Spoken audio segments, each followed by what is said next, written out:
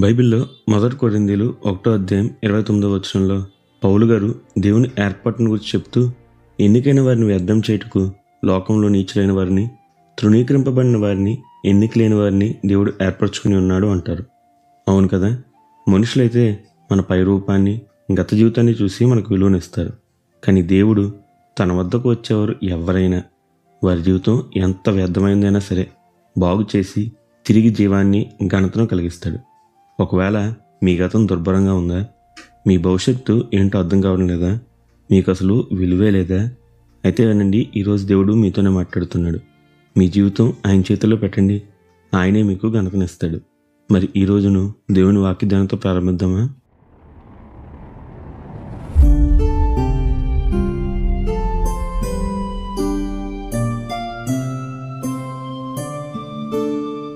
మనందరికీ బైబిల్లో యోధా వృత్తాంతం తెలుసు. ఇతను యాకోబుకు 4వ సంతానం. ఇతని పేరుకు అర్థమే స్థుతి. ఈ యోధా జీవితం గమనించినప్పుడు పేరుకితడు 4వ వాడైనా ఆశీర్వాదంలో మాత్రం జ్యేష్ఠత్వం ఇతనే పొందుకున్నాడు.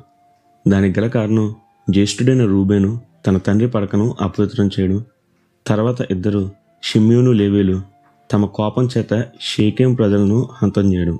ఇలా వీరి ముగ్గురు చేసిన పని వలన 4వ వాడైనా సరే యోధానే జ్యేష్ఠత్వం దేవుని పొందాడు. అయితే యోధా జీవితం చాలా చక్కగా, లోపాలు లేకుండా ఉందా అని ప్రశ్న వేస్తే తప్పక చెప్పొచ్చు, అస్సలు లేదు. అవును, ఈ యోధా ఒక అన్యురాలైన కానానీ స్త్రీని షూయాను పెండ్లాడాడు. ఆమెతో 3 సంతానం కన్నాడు. వారు ఏరు, ఓనాను, షేలా. అయితే ఏరు దేవుని ఎదుట దుష్టక్రియలు చేయడంతో మరణించాడు. తాను అనలాగనే ఓనాను ప్రవర్తించి మరణించాడు. అయితే ఏరు భార్య తామారు ఇప్పుడు విధవరాలుగా ఇంట్లో ఉంది.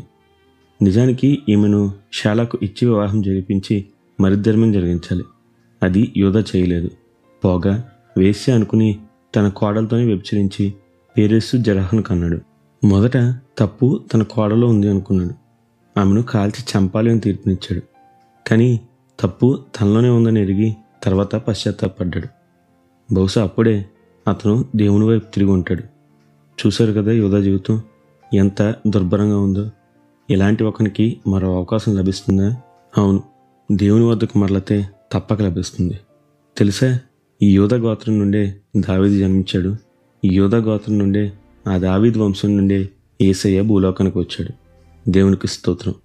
చూసారా, మన జీవితంలో గతం ఎంత దుర్భరంగా ఉన్నా మన జీవితాన్ని దేవుని చేతిలో ఉంచితే ఆయన దాన్ని సరిచేసి తన మహిమార్థం వాడతాడు. తప్పక మనల్ని కనపరుస్తాడు. ఆహా, నా దేవుని క్రియలు ఎంత అద్భుతమో కదూ.